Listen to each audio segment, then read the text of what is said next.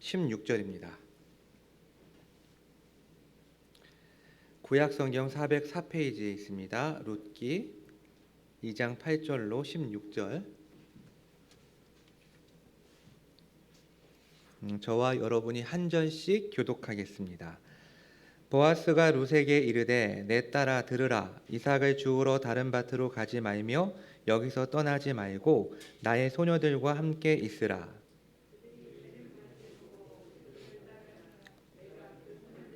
명령하여 너를 건드리지 말라 하였느니라. 목이 마르거든 그릇에 가서 소년들이 기러온 것을 마시지니라 하는지라. 룻이 엎드려 얼굴을 땅에 대고 절하며 그에게 이르되 나는 이방 여인이거늘 당신이 어찌하여 내게 은혜를 베푸시며 나를 돌보시나이까 하니 내 남편이 죽음으로 내가 시어머니에게 행한 모든 것과 내 부모와 고국을 떠나 전에 알지 못하던 백성에게로 온 일이 내게 분명히 알려졌느니라. 여호와께서 내가 행한 일에 보답하시기를 원하며 이스라엘의 하나님 여호와께서 그의 날개 아래에 보호를 받으러 온 내게 온전한 상 주시기를 원하노라 하는지라. 내가 당신께 은혜 입기를 원하나이다. 나는 당신의 하녀 중에 하나와도 같지 못하오나 당신이 이 하늘을 위로하시고 마음을 기쁘게 하는 말씀을 하셨나이다 하니라. 식사할 때 보아스가 룻에게 이르되 이리로 와서 떡을 먹으며 내 떡 조각을 초에 찍으라 하므로 룻이 곡식 빼는 자 곁에 앉으니 그가 볶은 곡식을 주매 룻이 배불리 먹고 남았더라. 보아스가 자기 소년들에게 명령하여 이르되 그에게 곡식대한 사이에서 줍게 하고 책망하지 말며 또 그를 위하여 곡식 다발에서 조금씩 뽑아 버려서 그에게 줍게 하고 꾸짖지 말라 하니라. 아멘. 지난 시간 우리는 이 룻과 보아스가 한 장소 곧 보아스의 밭에 이르기까지의 이 과정에 대해서 함께 은혜를 나누었습니다. 시어머니를 위해서 선대를 베풀려고 하는 이 룻이 이삭을 줍기 위해 집을 나섰다가 우연히 이 보아스의 밭에 이르게 되었고 때마침 보아스도 자신의 종들에게 굳이 그렇게 하지 않아도 됨에도 자신의 종들에게 친절을 베풀기 위해서 자신의 밭을 방문했다가 이 두 사람이 만나게 되는 장면까지를 살펴보게 되었습니다. 이처럼 이 두 사람의 우연은 자신들의 의지적인 행동 속에서 일어난 하나님의 섭리였습니다. 그리고 보아스는 베는 자를 거느린 사환, 즉 작업반장을 통해서 이 룻이라는 여인이 어떠한 인물인지 그리고 그녀가 어떠한 요청을 했는지에 대해서 상세하게 듣게 됩니다. 그리고 오늘 드디어 이 두 사람이 만나서 대화를 시작합니다. 오늘 본문 8절을 보면 먼저 보아스는 룻에게 내 딸아 들으라 라고 말하면서 이 대화를 시작하게 됩니다. 여기서 이 내 딸아 라는 표현은 나오미가 그의 며느리 룻을 부를 때 사용하는 호칭과도 같습니다. 이것을 통해서 우리는 이 보아스의 나이가 좀 많다라는 것을 짐작하건대 아마도 이 나오미와 같은 연배의 사람이라는 것을 알 수가 있고 또 반대로 이 룻이라는 여인이 굉장히 젊은 여자라는 것을 알 수가 있습니다. 사실 5절과 6절에서 이 보아스가 이 작업반장에게 이는 누구의 소녀냐라고 묻고 작업반장이 모압에서 돌아온 모압 소녀인데 라고 대답했을 때 이 소녀라는 단어 자체가 젊은 여인을 뜻하는 것이기 때문에 이 룻이라는 여인은 굉장히 젊은 여인이라는 것을 때문에 이 두 사람의 나이 차이가 상당하다는 것을 이 대화를 통해서 우리는 짐작할 수가 있습니다. 그런데 8절과 9절에서 이 룻을 향한 보아스의 멘트에서 우리는 보아스의 이 따뜻한 사랑과 그리고 그가 룻에게 넘치는 은혜를 베풀고 있음을 볼 수가 있습니다. 여기서 보아스가 룻에게 한 말은 크게 세 가지의 내용으로 정리가 될 수가 있겠는데요. 첫 번째는 이삭을 주우러 다른 밭으로 가지 말라. 두 번째는 내가 소년들에게 명령하여 너를 건드리지 말라고 했다. 그리고 세 번째는 목이 마르거든 그릇에 있는 물을 마셔라 라는 것이었습니다. 각각의 의미가 있겠죠. 어떤 의미가 있을까요? 이삭을 주우러 다른 밭으로 가지 말라라는 이 말은 곧 룻의 이 파격적인 요청을 보아스가 들어주겠다라는 말입니다. 베는 자를 따라서 단 사이에서 이삭을 주어도 괜찮다라는 것이죠. 우리가 지난 시간에 살펴본 바와 같이 단순히 밭에 떨어진 이삭을 줍겠다라고 요청한 것이 아니라 지금 룻은 굉장히 무리한 부탁을 하고 있는 거예요. 베는 자들을 따라다니면서 잘라놓은 그 곡식단을 자기가 직접 취하겠다라고 하는 좀 무모한 요청이었음에도 불구하고 보아스는 흔쾌히 그 요청을 들어주겠다라는 그런 의미입니다. 따라서 룻은 이제 여러 밭을 돌아다니면서 이삭을 줄 필요가 없게 되었습니다. 그리고 베는 자들의 뒤를 따르면서 손쉽게 많은 양의 이삭을 곡식단을 얻을 수 있었습니다. 이것은 사실 일상적인 일이 아니었습니다. 지금 룻은 엄청난 혜택을 받게 된 것입니다. 두 번째로 내가 소년들에게 명령하여 너를 건드리지 말라라고 했다라는 이 말은 이 룻의 안전을 책임져 주겠다라는 의미입니다. 그래서 먼저 곡식단을 취하는 것 가운데 이 룻이 다른 사람들의 눈치를 보지 않아도 되는 것을 의미하고 또 이 건드리지 말라라는 표현에서 건드리다라는 이 단어는 해를 가하다 그리고 성관계를 갖다라는 의미도 있기 때문에 모든 가능성을 염두에 두고 보아스가 일꾼들을 단속시키고 있다라는 것을 우리는 알 수가 있습니다. 세 번째로 목이 마르거든 그릇에 있는 물을 마셔라라는 이 말은 이 추수 기간 동안에 이 팔레스타인 지역은 건기이기 때문에 굉장히 건조하고 또 낮에는 온도가 뜨겁습니다. 뿐만 아니라 지금 노동을 하고 있죠. 노동 중에 이 물을 마셔야 하는데 소년들이 미리 길어다 놓은 물을 룻이 마실 수 있도록 지금 보아스가 배려를 해주고 있는 것입니다. 그러니까 이 보아스는 한 번도 본 적이 없는 이 룻에게 엄청난 은혜를 베풀었고 룻의 입장에서는 이런 예상치 못한 환대와 은혜가 실감이 나지 않았습니다. 룻은 굉장히 의아했습니다. 아니 왜? 사실 보아스가 자신에게 잘해줄 이유가 없어요. 잘해줄 필요가 없는데 자기가 기대했던 것 이상으로 보아스가 자신에게 잘해주자 굉장히 의아한 마음이 들었던 것이죠. 여러분, 그렇다면 보아스는 왜 룻에게 이러한 선대를 베풀고 있는 걸까요? 왜 보아스는 룻에게 엄청난 혜택을 주고 있는 것일까요? 혹자들은 보아스가 룻에게 연필을 품고 있다, 흑심을 품고 있다라고 해석을 하는 사람들이 주석서를 찾아보니까 굉장히 많아요. 그러니까 이성적인 감정을 가지고 좀 어떻게 해볼 요량으로 지금 룻에게 잘해주고 있다라고 해석을 하고 있는 것이죠. 하지만 우리는 이어지는 이 룻과 보아스와의 대화를 통해서 절대로 그런 이유가 아니라는 것을 알게 됩니다. 자, 말할 수 없는 선대 헤세드에 룻은 보아스 앞에 엎드려서 얼굴을 땅에 대고 그에게 절을 합니다. 물론 이러한 행동이 신에 대한 경배의 행동이라고 말하는데 사실 그 당시 룻은 너무나도 감사한 마음이 컸기 때문에 자신이 할 수 있는 최고의 감사의 표현으로 보아스의 발 앞에 엎드려서 얼굴을 땅에 대고 절을 한 것입니다. 사실 룻 자신도 이러한 선대를 베푸는 보아스의 행동을 이해할 수가 없었습니다. 그래서 보아스를 향해 질문을 던지게 되죠.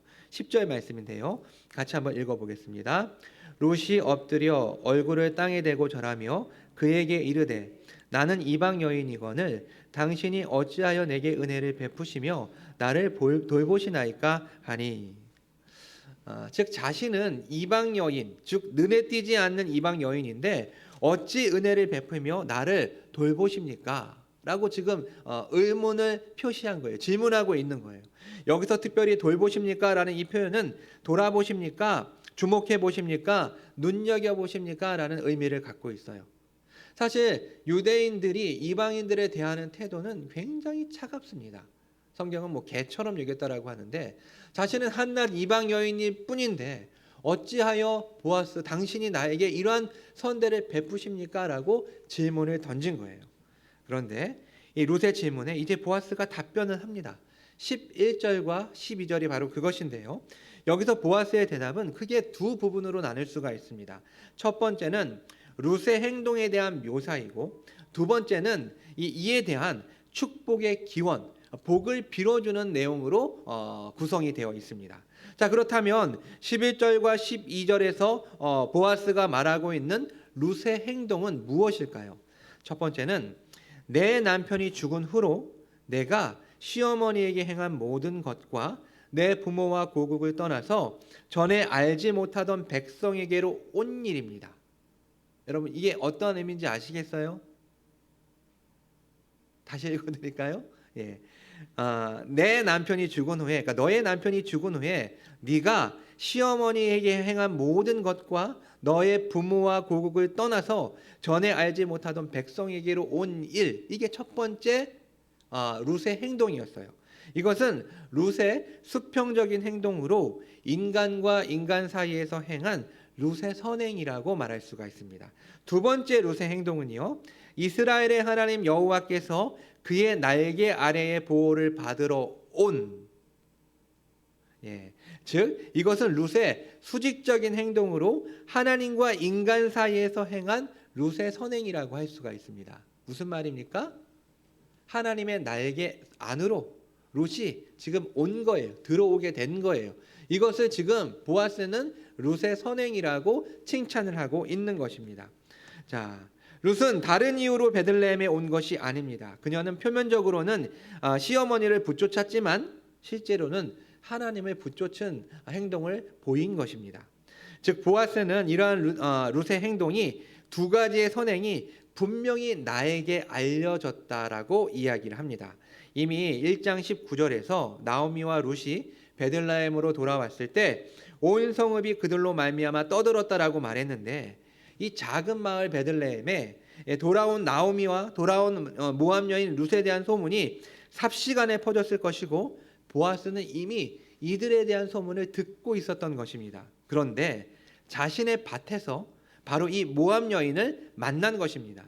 그러니까 룻은 보아스에 대해서 전혀 모르고 있었지만 보아스는 이미 소문을 통해서 룻이라는 여인이 어떠한 일을 했는지를 들었던 거예요. 자, 그러니까 보아스가 넘치는 은혜를 룻에게 베푼 것은 룻의 이 두 가지에 대한 선행, 즉 시어머니를 선대하여 봉양하기 위해 베들레헴으로 온 것과 하나님의 날개 밑으로 온 것을 알았기 때문입니다. 그리고 이제 보아스는 자신이 믿는 하나님의 이름으로 이 룻을 축복합니다. 12절에 여호와께서 내가 행한 일에 보답하시기를 원하며 이스라엘 하나님 여호와께서 그의 날개 아래의 보호를 받으러 온 내게 온전한 상 주시기를 원하노라 하는지라. 자, 정리해 볼까요? 보아스는 왜 룻에게 선대를 베푼 것일까요? 룻에게 이성적인 호기심을 갖고 있었기 때문에 그에게 선대를 베푼 것일까요? 아니면은 인간적으로 불쌍해서 동정하는 마음으로 그녀에게 호의를 베푼 것입니까? 아닙니다. 시어머니를 붙쫓았고 여호와 하나님을 붙쫓은 이 두 가지의 행동을 보아스가 듣고 알았기 때문에 그녀에게 헤세드를 베푼 것입니다. 그런데 이 본문 속에서 보아스의 모습을 자세히 들여다보면 보아스는 룻에게 엄청난 은혜를 베풀었음에도 스스로 자랑을 하거나 룻에게 어떤 행동을 요구하는 모습을 볼 수가 없습니다. 즉 자신이 룻에게 베푼 헤세드에 대해서는 아무런 말도 아무런 언급도 하고 있지 않은 것이죠. 이것은 하나님의 보답과 하나님의 상에 비하면 자신의 작은 선행은 내세울 것도 자랑할 것도 없다는 이 보아스의 겸손한 태도입니다. 그리고 순전하게 룻을 향해 하나님의 복을 전심으로 빌고 있는 것입니다. 자, 우리는 룻을 향한 이 보아스의 축복을 통해서 그가 위선적인 종교인 그리고 관습과 습관을 쫓는 종교인이 아니라 참으로 하나님을 믿는 신실한 신자라는 것을 발견할 수가 있습니다. 자, 그렇다면 이미 보아스가 말했지만 룻은 어떠한 행동을 했기에 하나님으로부터 축복을 받을 수 있었을까요? 룻의 어떠한 행동이 하나님으로부터 축복을 받아 마땅한 행동이었을까요? 물론 이 말에는 어폐가 있습니다. 우리는 그 어떠한 행동도 하나님의 축복을 받기에 마땅한 행동이 없어요. 하나님께서 우리에게 복을 베풀어 주시니까 우리가 복을 받는 것이죠. 하지만 여기서는 룻을 향한 보아스의 축복을 기반으로 우리가 본문을 이해하기 위한 목적으로 이렇게 표현할 뿐입니다. 자, 그럼 룻의 어떠한 행동이 하나님으로부터 축복을 받게 했습니까? 여기서 힌트는 아까 우리가 나누었던 11절과 12절에 나와 있는 룻의 행동에 대한 보아스의 묘사가 힌트입니다. 아까 두 가지가 있었죠? 어떤 것이었습니까? 첫 번째는 시어머니를 붙쫓은 행동, 두 번째는 하나님을 붙쫓은 행동이에요. 그래서 시어머니를 봉양하기 위해서 자신의 모든 것들을 버려두고 고국을 버려두고 이 베들레헴 땅으로 온 것과 또 하나는 하나님의 날개 아래로 들어온 이 행동이 룻이 하나님으로부터 축복을 받을 수 있는 두 가지 이유입니다. 자, 그렇다면 둘 중에 뭐가 하나님의 축복을 받아 마땅한 행동일까요? 물론 두 가지 행동 다 하나님으로부터 축복을 받을 만한 행동이지만 첫 번째 이유는 두 번째 이유에 비할 수가 없습니다. 비교할 수가 없는 것이죠. 두 번째 행동이 뭐였습니까? 하나님을 붙쫓은 행동. 곧 그의 날개 아래에 보호를 받으러 온 행동이 가장 큰 룻이 축복을 받을 만한 행동이었습니다. 이제 룻은 보아스의 말을 듣고 은혜를 구합니다. 13절의 전반부인데요. 룻이 이르되 내 주여 내가 당신께 은혜 입기를 원하나이다. 우리는 이 2장 안에서 이 세 번째 은혜가 나오고 있는 것을 발견할 수가 있습니다. 첫 번째 은혜는 언제 나왔죠?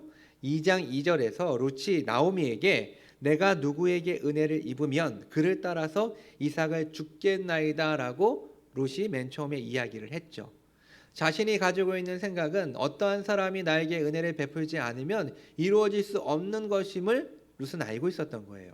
2장 10절에서 보아스의 환대에 감사하면서 나는 이방 여인이거늘 당신이 어찌하여 은혜를 베푸시며 나를 돌보시나이까? 라고 질문을 했어요.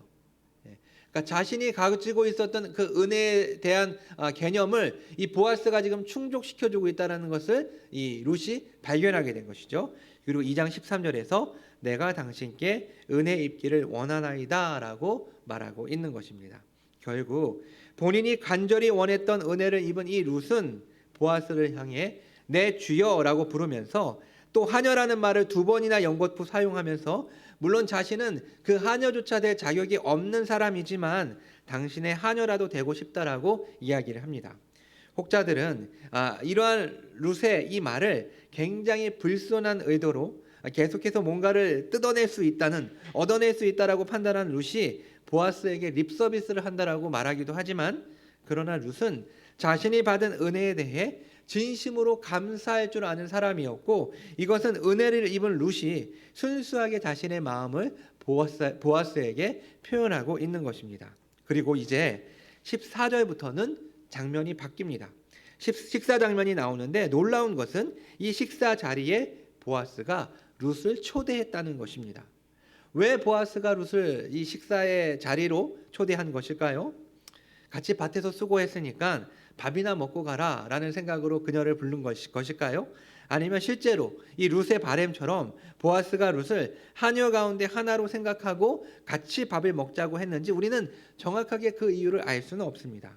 그러나 고대 사회에서 함께 식사를 하는 것은 단지 먹는 행위만을 의미하는 것이 아니라 상대방을 인정한다라는 표시였습니다.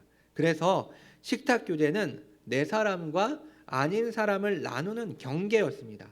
따라서 아무나 식탁에 초대할 수가 없는데 보아스가 룻을 자신의 식탁으로 초대한 것입니다. 그리고 단순히 함께 밥을 먹자고 한 것뿐만 아니라 아무래도 상황이 쉽지 않았겠죠. 멀찍이 떨어져 있는 이 룻에게 보아스가 이리로 오라라 하고 청을 하고 또 떡을 먹으며 내 떡 조각을 초에 찍으라라고 말하면서 세심하게 배려를 해주고 있는 장면을 볼 수가 있습니다. 이러한 보아스의 친절의 룻은 곡식 베는 자 곁에 앉게 됩니다. 즉 보아스의 소녀들과 함께 이삭을 줍고 있던 룻이 이제 곡식 베는 소년들 곁에 앉게 된 것입니다. 사실 이러한 여러 가지 상황으로 봤을 때 실제로 보아스는 룻이 말한 것처럼 룻을 자신의 하인 중에 한 사람처럼 편하게 대하고 있는 것을 볼 수가 있습니다. 하지만 보아스는 우리가 일반적으로 생각할 수 있는 비인격적인 주인의 모습이 아닙니다.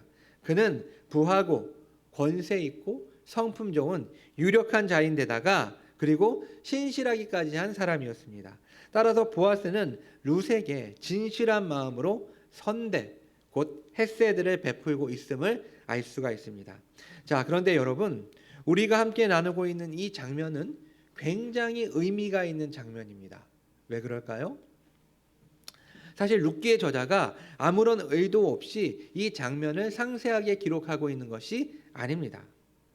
드디어 이 모압 여인 룻이 유대인들의 식탁 공동체 안으로 초청을 받아서 들어온 것을 룻기의 기자가 보여주고 있는 것입니다. 우리는 복음서를 통해서 알 수 있는 것처럼 애초에 유대인들은 이방인들과의 식사가 금지되어 있었고, 따라서 예수님께서 이방인들과 함께 식사하시는 모습을 보고 유대인들이 매우 불쾌했던 것입니다. 뿐만 아니라 하나의 에피소드를 통해서도 우리가 발견할 수가 있는데, 갈라디아서를 보면 베드로가 안디옥을 방문했을 당시 이방인 그리스도인들과 식사를 하고 있다가 예루살렘에서 야고보가 보낸 사람들이 안디옥에 온다라는 소식을 듣고 베드로는 깜짝 놀라며 그 식탁을 빠져나왔고, 그로 인해 바울에게 책망을 받는 그런 이야기가 나와 있습니다. 이처럼 일반적으로 유대인들은 이방인들과 함께 식사를 하지 않습니다. 결국 유대인들의 식탁은 단순히 사회적인 이유가 아니라 종교적인 이유로 이방인들과 함께 식사하는 것을 금지했고, 즉 유대 공동체는 지극히 배타적인 공동체로서 그 선이 분명했습니다. 그런데 신명기 23장에서 모압은 영원히 여호와의 총회에 들어올 수 없다라고 말씀하셨는데, 이 룻은 모압 여인이었습니다. 그런데 이 모압 여인 룻이 베들레헴의 유대인들과 함께 식탁의 교제를 하고 있다라는 것은 룻이 모압에서 베들레헴으로 돌아왔고 또 이방신들로부터 여호와의 날개 밑으로 들어왔기에 가능한 일이었고, 이것은 곧 룻이 유대 공동체 안으로 서서히 들어오고 있다라는 것을, 받아들여지고 있다라는 것을 상징적으로 보여주고 있는 장면입니다. 14절의 후반부에서 룻이 어떤 상태인지를 잘 보여주는데, 룻이 배불리 먹고 남았더라. 곧 보아스는 룻에게 볶은 곡식을 주어서 룻이 풍성해졌다라는 것을 설명하는데, 여기에서 사용된 이 세 개의 동사, 먹다, 배부르다, 남다는 결국 룻이 보아스를 만났기에 얻게 된 결과입니다. 곧 룻은 먹었고 배불렀고 그리고 음식이 남았습니다. 그러나 이제 룻은 또다시 일어납니다. 다시 이삭을 주어서 시어머니를 봉양해야 했기 때문입니다. 그리고 보아스는 자기의 소년들, 곧 자기의 하인들에게 세 가지를 명령합니다. 첫 번째는 룻이 곡식단 사이에서 줍게 하고 책망하지 마라. 두 번째는 곡식 다발에서 조금씩 뽑아버려 룻이 줍게 해라. 그리고 세 번째는 룻을 꾸짖지 마라. 율법은 분명히 반 모퉁이까지 다 베지 말고 가난한 자와 거류민들을 위해서 남겨두라고 말씀하고 있습니다. 하지만 보아스는 율법의 기준보다 더 후하게, 그래서 곡식 단 사이에서 줍도록 허락했을 뿐만 아니라 조금씩 뽑아버려서 룻이 이삭을 손쉽게 그리고 많이 주울 수 있도록 일꾼들에게 지시를 합니다. 이처럼 보아스는 남들은 성경이 기록하고 있음에도 잘 지키지 않는 율법의 조항을 그 기준보다 더 큰 사랑으로 룻에게 베풀고 있는 장면으로 오늘 본문은 끝이 납니다. 말씀을 정리하도록 하겠습니다. 오늘 본문 속에서 룻은 하나님의 은혜를 입습니다. 그것도 그녀가 기대하고 상상했던 것을 훨씬 뛰어넘는 큰 은혜를 받게 됩니다. 단순히 이삭을 줍기 위해 집을 나섰던 룻, 게다가 그녀는 누구라도 쉽게 들어줄 수 없는 무리한 기대와 요청을 가지고 있었지만, 하나님의 우연은 그녀의 발걸음을 보아스의 밭으로 인도했고 그곳에서 보아스를 만나 큰 은혜를 입게 되는 것입니다. 자, 그렇다면 룻은 어떻게 이러한 놀라운 은혜를 입게 된 것일까요? 오늘 본문을 토대로 그 내용을 거슬러 올라가면 우리는 그 이유가 무엇인지를 짐작할 수가 있습니다. 그 이유는 뭘까요? 바로 룻이 하나님을 붙쫓았기 때문입니다. 곧 이스라엘의 하나님 여호와의 날개 아래 보호를 받으러 왔기 때문입니다. 구약에서 이 날개라는 단어는 112번이 나오는데, 이것은 문자적으로는 새의 날개를 의미하지만 성경 안에서는 주로 문자적인 의미보다는 비유적으로 하나님의 보호를 상징합니다. 그래서 어미새가 날개 밑에 새끼를 보호하고 있는 것처럼 하나님이 자신의 백성들을 날개 아래에서 보호하는 것의 이미지로 이 단어가 사용되고 있습니다. 몇 가지 예를 들어보면 출애굽기 19장 4절에서 하나님은 이스라엘의 출애굽 사건을 이렇게 묘사하십니다. 내가 애굽 사람에게 어떻게 행하였음과 내가 어떻게 독수리 날개로 너희를 업어 내게로 인도하였음을 너희가 보았느니라. 또한 여호와의 날개하면 곧바로 떠오르는 시편 91편에서 4절을 보면 그가 너를 그의 깃으로 덮으시리니 내가 그의 날개 아래에 피하리로다. 그의 진실함은 방패와 손방패가 되시나니. 이처럼 성경 속에서 날개는 하나님의 도움과 재앙을 피하는 안전한 장소로 사용되고 있습니다. 정리해 보면 우리가 룻기 강의 두 번째 시간에 함께 나누었던 것처럼 룻이 끝까지 나오미를 붙잡은 것은 단순히 인간적인 정과 도리 때문만은 아니었습니다. 물론 그녀가 어떻게 이러한 선택을 할 수 있게 되었는지, 어떻게 그런 믿음이 생겼는지 우리는 분명하게 알 수는 없지만 1장 16절에서 어머니의 백성이 나의 백성이 되고 어머니의 하나님이 나의 하나님이 될 것이라는 이 고백은 룻의 분명한 신앙 고백, 믿음의 고백이었고 결국 그녀는 실제로 여호와 하나님을 붙쫓은 것입니다. 그리고 오늘 행동 속에서, 오늘 본문 속에서 보아스는 그 사실을 정확하게 간파하고 있었습니다. 즉, 이 룻의 행동이 인간적인 혹은 사회적인 행동이 아니라 믿음의 행동이었고 그것에 대해서 보아스는 마치 이 룻이 어미새의 품속으로 뛰어들어온 아기새의 행동이라고 표현한 것입니다. 결국 룻의 이러한 행동이 은혜를 가져온 것입니다. 여호와 하나님께서는 자신의 날개 밑으로 뛰어들어온 이 가련한 모압 여인을 결코 외면치 않으셨고 보아스를 통해서 은혜를 입게 하신 것입니다. 그래서 룻은 먹고 배부르고 남을 수 있었습니다. 그리고 무엇보다도 이스라엘 공동체 안으로 첫 발을 내디딜 수가 있었습니다. 그러나 이 복으로 끝나지 않습니다. 이 복은 룻과 나오미에게는 출발일 뿐입니다. 계속되는 이야기 속에서 하나님은 궁극적인 복으로 나오미를 채워가실 것입니다. 사랑하는 성도 여러분, 신자는 하나님의 날개 아래에 거할 때 참된 안식과 평안을 누릴 수 있습니다. 하나님의 날개 밑은 이 세상에서 가장 안전한 곳입니다. 왜 그럴까요? 하나님은 전지전능하신 하나님이시기 때문입니다. 모든 것에 능하신 하나님, 모든 것을 아시는 하나님께서 우리를 보호하실 때 우리는 그 어떠한 것도 우리를 이길 수 없고 그리고 우리를 주님의 날개 밑에서 빼갈 수 없는 것입니다. 문제는 우리가 그 날개 밑으로 들어가지 않는 것입니다. 곧 하나님을 의지하지 않는 것이죠. 인간은 자연적인 성장에 따라서 지극히 의존적인 존재에서 점차 독립적인 존재가 됩니다. 그리고 이것은 정상적인 인간의 모습입니다. 어릴 때는 자신의 목조차도 가누지 못하던 어린 아이가 그리고 먹는 것에서부터 삶의 모든 것에 있어서 부모와 다른 사람들의 도움이 필요했던 이 어린 아이가 점차 성장하면서 몸과 마음이 부모로부터 떠나게 되는 것이죠. 따라서 성장할수록 누군가에게 의지를 하고 누군가의 도움을 받는 것은 어린아이와 같은 일이고 따라서 창피하고 수치스러운 일로 생각합니다. 그러면서도 인간은 이중적으로 뭔가를 의지하며 삽니다.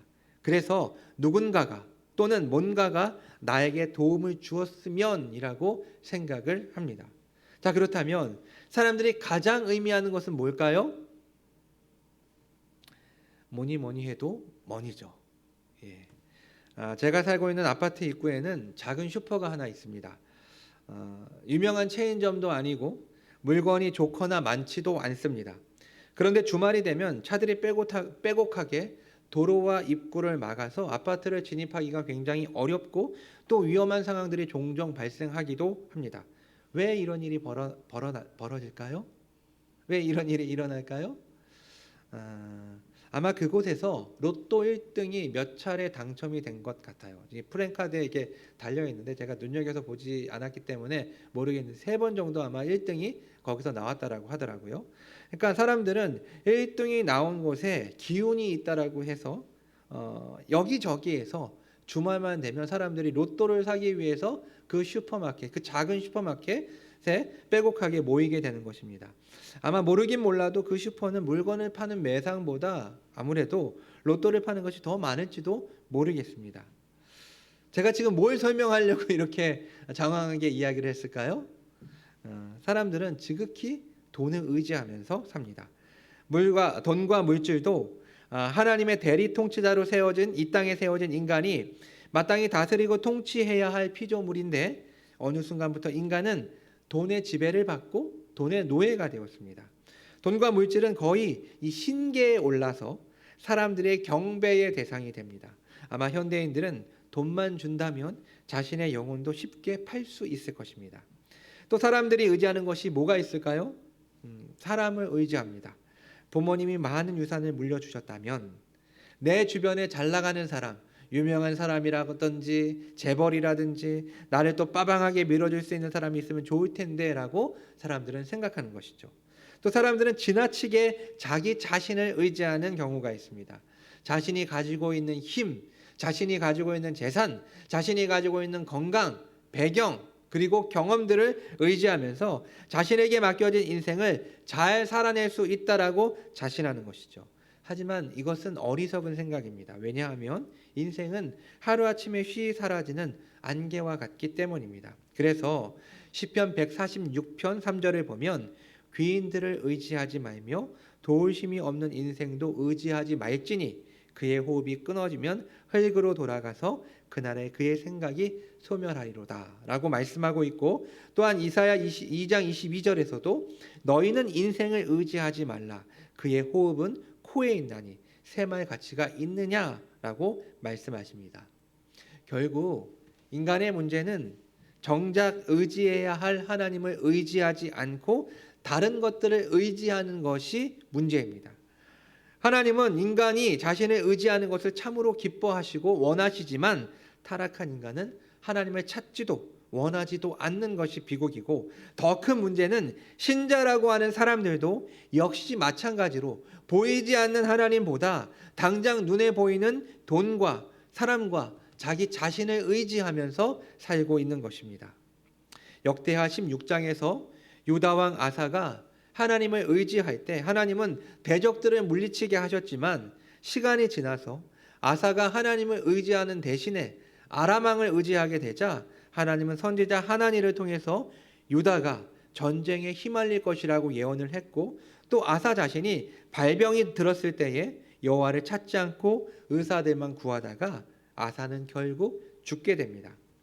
아사가 하나님을 끝까지 의지했다면 나라가 위험에 빠지지도 않았을 것이고 자신도 더 오래 살 수 있는 장수의 복을 누렸을 것이지만 그는 완고한 마음으로 하나님이 보내신 선지자의 말을 듣지 않았습니다.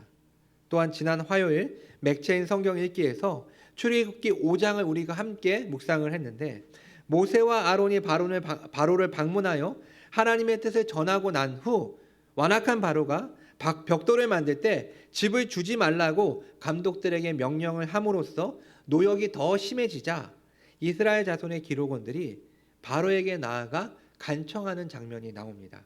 하지만 그들은 이렇게 증가된 어려움 때문에 바로에게 나아가 간청할 것이 아니라 하나님께로 나아가 간청해야 했습니다. 하지만 그들은 그렇게 하지 않았고 자신들의 요청이 거절되자 오히려 모세와 아론을 원망했습니다. 사랑하는 성도 여러분, 우리는 우리의 상황, 나의 문제를 가지고 주님 앞에 나아가 주님께 의지해야 합니다. 그것이 우리가 할 수 있는 최선입니다. 주님의 날개 아래에 있을 때 우리는 하나님으로부터 보호를 받을 수 있게 됩니다. 능하신 하나님, 온 세상을 만드시고 섭리하신 하나님께 우리가 나아가 그 품에 안길 때 우리의 문제는 하나님의 문제가 되고 하나님께서 참된 복으로 우리를 채워주실 것입니다. 잠언 3장 3절로 6절을 보면 이런 말씀이 있습니다. 너는 마음을 다하여 여호와를 신뢰하고 내 명철을 의지하지 말라. 너는 범사의 그를 인정하라. 그리하면 내 길을 지도하시리라. 기도하겠습니다. 거룩하신 하나님 아버지, 오늘 룻과 보아스의 대화를 통해서 인간은 여호와 하나님의 날개 밑에 있을 때 가장 큰 복을 누릴 수 있다는 것을 보게 하시니 감사합니다.